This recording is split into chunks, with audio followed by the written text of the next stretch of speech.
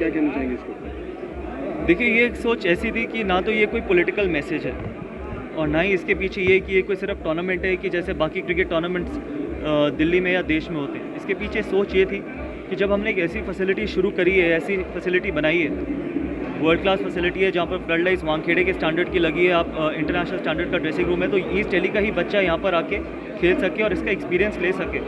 ज़रूरी नहीं है कि वो बहुत अच्छे स्तर का होगा, लेकिन उस एक्सपीरियंस को लेना बहुत ज़रूरी है कि जिससे वो आगे जाके और मेहनत करे और बेहतर हो। इसलिए हमने 10 विधानसभाओं की 10 टीम बनाई और जिस विधानसभा में बच्चा रहता है, खिलाड़ी रहता है, वो सिर्फ उसी विधानसभा से खेल सकता है। ऐसा नहीं है कि अगर आप विश्वास नगर में रहते हैं और 25 लड़के सिलेक्ट हो गए तो विश्वास नगर का खिलाड़ी को हम किसी और टीम में डाल देंगे।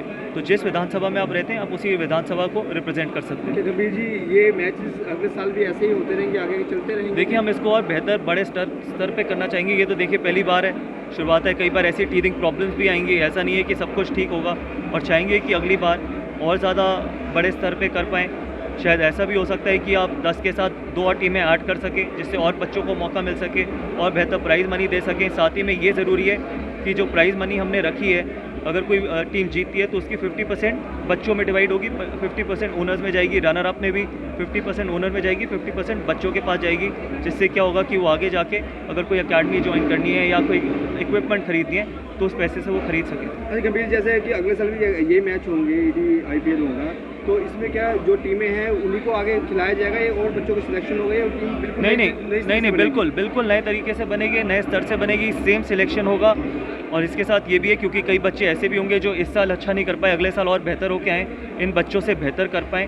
तो हर साल नए ट्रायल्स होंगे, बिल्कुल फ्रेश ट्रायल्स होंगे और ओपन ट्रायल्स होंगे। जिस भी बच्चे ने ट्रायल देने आना है वो बिल्कुल आएँ, और इसमें ना कोई सांसद की इन्वॉल्वमेंट है, ना सांसद के ऑफिस की इन्वॉल्वमेंट है।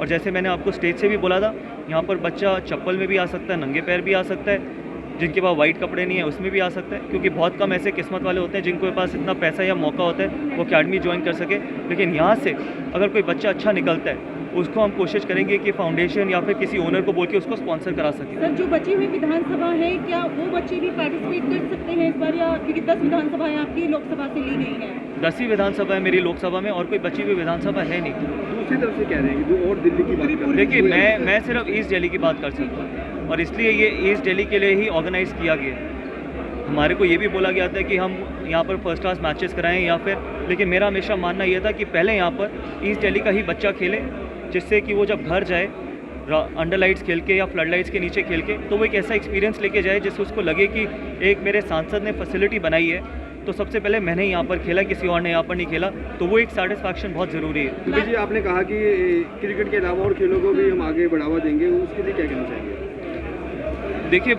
मेरा हमेशा से मानना रहा है कि इस देश को स्पोर्टिंग नेशन बनने के लिए क्रिकेट के साथ साथ बाकी स्पोर्ट्स को भी बढ़ावा देना पड़ेगा।